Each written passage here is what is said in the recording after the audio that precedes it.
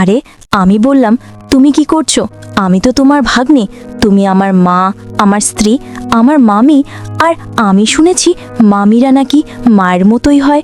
মাম বলল, আজ কোনো কিছু শুনুক না, আজ তোকে আমি যা বলি তাই করতে হবে। সেদিন প্রচণ্ড ঠান্ডা পড়ছিল, বাইরে ছিল হাত কাঁপানো ঠান্ডা আর প্রবল বাতাস। আমার ঘরের জানালা ঠিকমতো বন্ধ হচ্ছিল না, তাই আমার ভাগ্নে এসে বলল, মাম, আমি আপনার ঘরে থাকতে চাই। তার কথা শুনে আমি তাকে আমার বিছানার একপাশে যেতে করে দিলাম। রাত গভীর হতেই তাপমাত্রা আরও কমতে শুরু করলো। হঠাৎ সে বলল, আমি ঠান্ডায় আর টিকতে পারছি না, আমি আপনার পাশে থাকব। আমি কিছু না ভেবেই তাকে পাশের জায়গা দিলাম। তারপর মাঝরাতে হঠাৎ সে আমার সাথে এমনটা করতে পারবে, আমি তো ভাবতেই পারছি না। আজকাল ভাগ্নেরা এমন চরিত্রহীন হয়ে থাকে। আমার নাম রূপা। আমি দেখতে অনেক সুন্দর ছিলাম, গায়ের রং ছিল একদম ফর্সা। নিজের শরীরের অনেক যত্ন নিতাম, তাই আমার তেমন বয়স বোঝা যায় না। আমি সবসময় দামি আধুনিক পোশাক পরতে ভালোবাসতাম, যা আমাকে আরও অনেক আকর্ষণীয় করে তুলত। সেদিন আমি নগরের একটি উদ্যানের পাশে গিয়েছিলাম। উদ্যানের গাড়ি রাখার এলাকায় অনেক ভিড় ছিল। আমি একটু এগিয়ে দেখি আমার পুরনো বান্ধবী সেখানে দাঁড়িয়ে আছে, আর তার ছেলে পাশে বসে রয়েছে। তার চেহারা দেখে মনে হলো হয়তো সে কোনো দুর্ঘটনার শিকার হয়েছে। আমি তৎক্ষণাৎ তাকে গাড়িতে তুললাম এবং চিকিৎসালয়ে নিয়ে গেলাম। তার অবস্থা খুব গুরুতর ছিল। চিকিৎসালয়ে পৌঁছে তাকে ভর্তি করালাম। ফর্ম পূরণ করার পর যখন আমি তার ছেলের পাশে বসলাম, তখন সে আমার দিকে তাকিয়ে মৃদু হেসে বলল, আপনি আমাদের জন্য যে একজন দেবদূত হয়ে এসেছেন, ধন্যবাদ। ছেলেটির বয়স হবে 16, হয়তো তখন আমাকে চিনতে পারেনি। আমি তাকে বললাম, আমি তোমার মায়ের পুরনো বন্ধু। আমার এই কথা শুনে সে একটু স্বস্তি পেল। এরপর আমি তাদের পাশ থেকে যতটা সম্ভব সাহায্য করার চেষ্টা করলাম। সেদিনের সেই মুহূর্তটি আমার জীবনে খুবই স্মরণীয় হয়ে থাকবে। এটা আমাকে আরও একবার মনে করিয়ে দিয়েছে জীবন কতটা অনিশ্চিত আর সাহায্যের হাত বাড়িয়ে দেওয়া কতটা জরুরি। আমার নাম শুভ। আমি সেদিন তোমার সঙ্গে দেখা করতে যাচ্ছিলাম, কিন্তু পথে একটি মর্মান্তিক ঘটনা ঘটে গেল।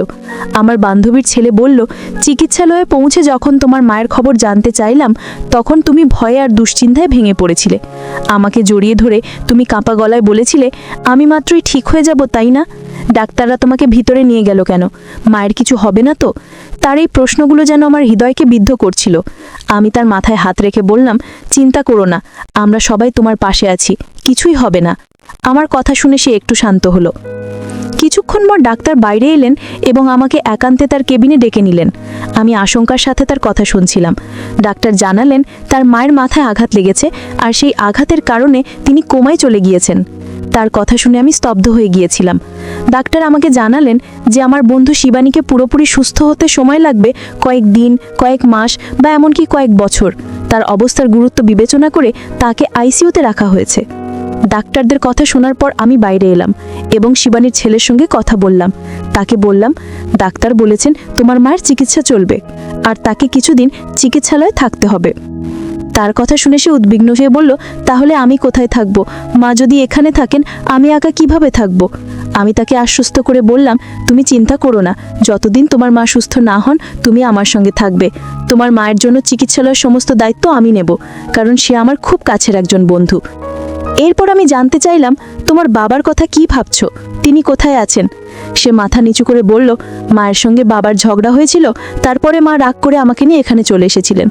আমি বাবার কাছে ফিরে যেতে পারবো না, কারণ তার কাজ বাইরে, আর তিনি এখন কোন পল্লীতে আছেন তাও জানি না। এমনকি আমি নিজেও তার সঙ্গে দূরত্ব বজায় রেখেছি, হয়তো তিনি আমার উপর রাগ করেছেন। আমি তাকে বললাম, তুমি এসব নিয়ে চিন্তা করো না, যতদিন তোমার মা সুস্থ না হন তুমি আমার সঙ্গে থাকবে, আমরা একসঙ্গে সব কিছু সামলাবো। তারপর আমরা দুজনে চিকিৎসালয়ের পরিবেশে থাকতে পারছিলাম না, তাই আমি একজন নার্সের সঙ্গে কথা বললাম এবং তার সাহায্য চাইলাম, যাতে চিকিৎসা সম্পূর্ণ প্রক্রিয়া সঠিকভাবে এগিয়ে যায়। শিবানীর চিকিৎসার দায়িত্ব নেওয়ার পর বুঝতে পারলাম চিকিৎসালয়ে দীর্ঘ সময় থাকা আমার পক্ষে সম্ভব নয়, কারণ আমার কাজের দায়িত্ব ছিল। তাই আমি তার ছেলে শুভকে আমার বাড়িতে নিয়ে এলাম। বাড়িতে আসার পথে তার জন্য কিছু প্রয়োজনীয় পোশাক কিনে দিলাম, কারণ তার কাছে তেমন কিছুই ছিল না। সেদিন শুভ খুবই মনমেরা ছিল। রাতে আমি অনেকবার তার রুমের সামনে গিয়ে দেখি সে কেমন আছে। সময়ের সঙ্গে সঙ্গে সে স্বাভাবিক হয়ে উঠবে। পরের কয়েকদিন আমি তাকে চিকিৎসালয়ে নিয়ে গিয়ে তার মায়ের সঙ্গে দেখা করাতাম।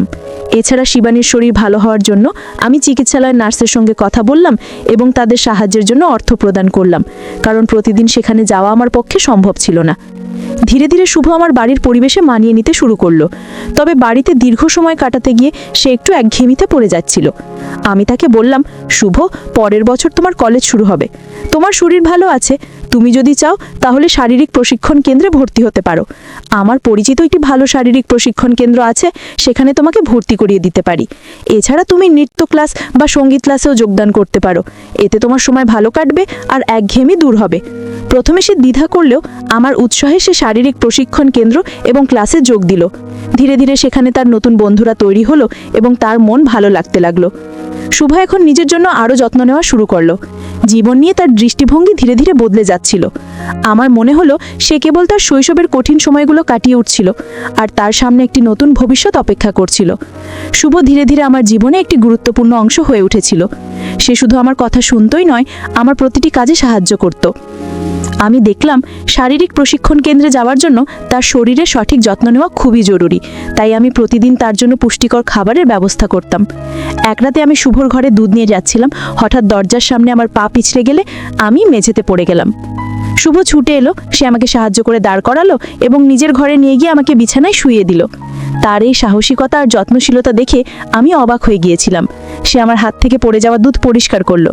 আমি পায়ে অনেক ব্যথা পেয়েছিলাম পিছলে পড়ে গেলে, তাই ব্যথা সরানোর জন্য সে খুব যত্ন সহকারে আমার পায়ে মালিশ করতে শুরু করলো। আমি তার দিকে তাকিয়েছিলাম। 16 বছরের ছেলের মধ্যে এতটা পরিপক্কতা আমি কখনো ভাবিনি। আমার বয়স তখন 32 বছর। জীবনে এমন একজন মানুষ আগে কখনো দেখিনি যে এতটা যত্নশীল আর দায়িত্বশীল। শুভ তার বয়সের তুলনায় অনেক বেশি পরিণত ছিল।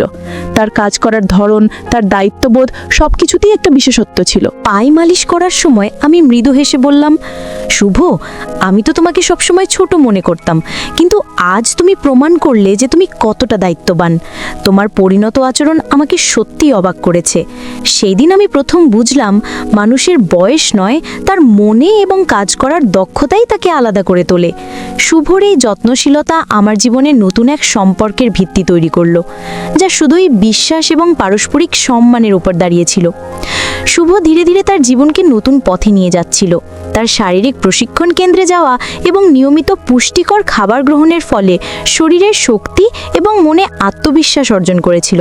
একদিন মজা করে আমি তাকে বললাম, শুভ, এত শক্তি তোর কোথা থেকে আসে? তুই কি খাস যে এত তাড়াতাড়ি এত শক্তিশালী হয়ে গেছিস? সে হেসে বলল, আমি এখন আর সেই ছোট নেই, আমি বড় হয়ে গেছি। তুমি আমাকে এবং আমার মাকে যেভাবে সাহায্য করেছো তার জন্য আমি তোমার কাছে চিরকৃতজ্ঞ। আমি এখন তোমার জন্য কিছু করতে চাই। তার এই কথাগুলো আমাকে অভিভূত করলো। শুভ তার কৃতজ্ঞতা প্রকাশ করার পাশাপাশি আমাকে সম্মান জানাচ্ছিল। এরপর সে আমাকে বলল, আমি যদি তোমার কোনো আপত্তি না থাকে আমি রাতে তোমার ঘরে থাকতে পারি। যদি তোমার কোনো সাহায্যের প্রয়োজন হয় আমি পাশে থাকি। শুভ সত্যিই খুব যত্নশীল এবং সাহায্যকারী ছেলে। আমি তার প্রস্তাবে সম্মতি দিলাম। বাড়িতে আমি একাই থাকতাম, তাই আরামের জন্য হালকা পোশাক পরার অভ্যাস ছিল। শুভ বাড়িতে থাকার সময় আমি আমার স্বাভাবিক অভ্যাসে কোনো পরিবর্তন আনিনি। রাতে শুভ মৃদুস্বরে বলল, মামি, আমাদের শারীরিক প্রশিক্ষণ কেন্দ্রে ক্লাসে অনেক মেয়ে আসে যারা স্টাইলিশ পোশাক পরে, কিন্তু আমি কখনো তাদের নিয়ে তেমন কিছু ভাবিনি, কারণ তারা তোমার থেকে তুলনামূলকভাবে কম সুন্দর মনে হয়।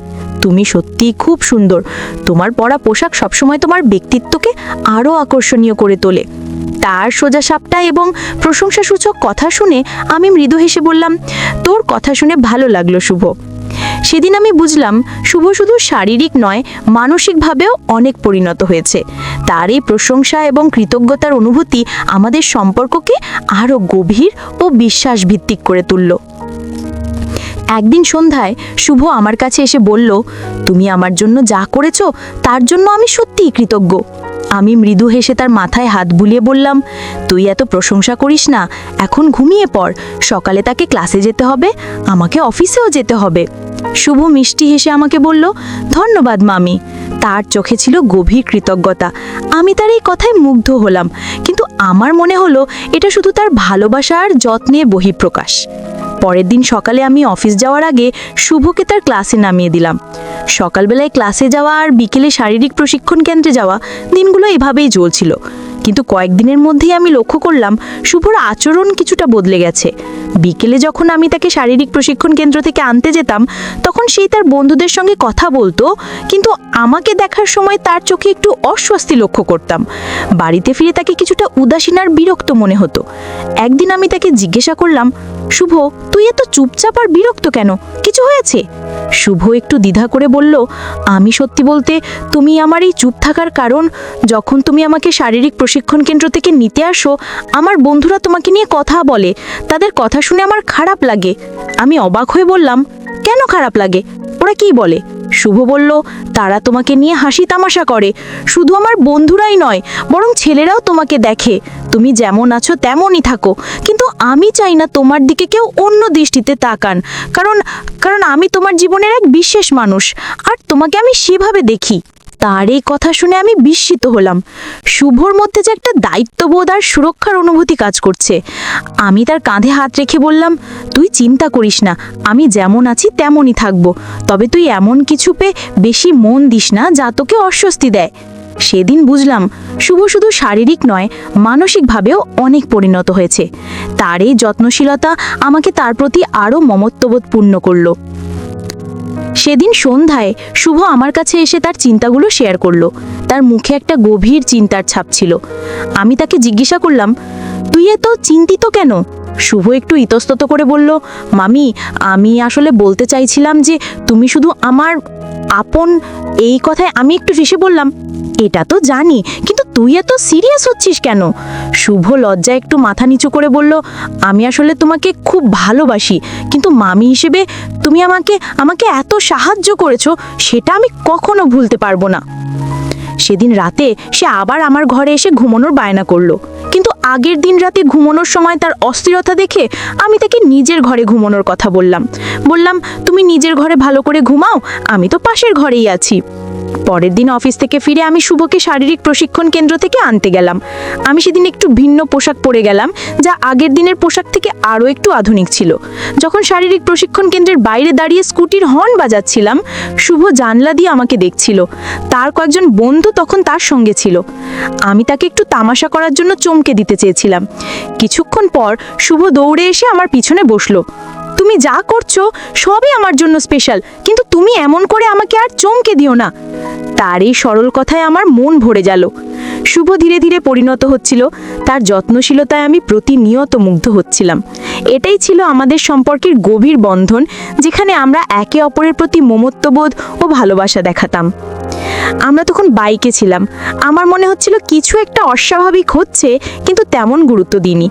আমি গাড়ি রাস্তার পাশে থামিয়ে তাকে নামতে বললাম। সে নামার পর আমি রাগী গলায় বললাম, তুমি এটা কি করছো? আমি আগেই বলেছিলাম যে শারীরিক প্রশিক্ষণ কেন্দ্রে এমন ছোট পোশাক পরে যাওয়া ঠিক না, কিন্তু তুমি ইচ্ছে করে আমার সামনে আরো ছোট পোশাক পরে এসেছিলে। যাই হোক, বাড়িতে এসে রাতে খাওয়া দাওয়া সেরে আমি তাকে বললাম, তোমার ঘরে গিয়ে শুয়ে পড়ো। কিন্তু শুভ নিজের রুমে গিয়ে শুয়ে পড়ল। রাতে হঠাৎ করে আমি শুভকে ডাকলাম, শুভ, আমার পায়ে অনেক ব্যথা করছে, তুমি একটু মালিশ করে দাও, আমি পায়ের ব্যথায় মরে যাচ্ছি। তারপর শুভ আসলো, আমার পায়ে মালিশ করে দিতে লাগলো, আর 5 মিনিটের মধ্যেই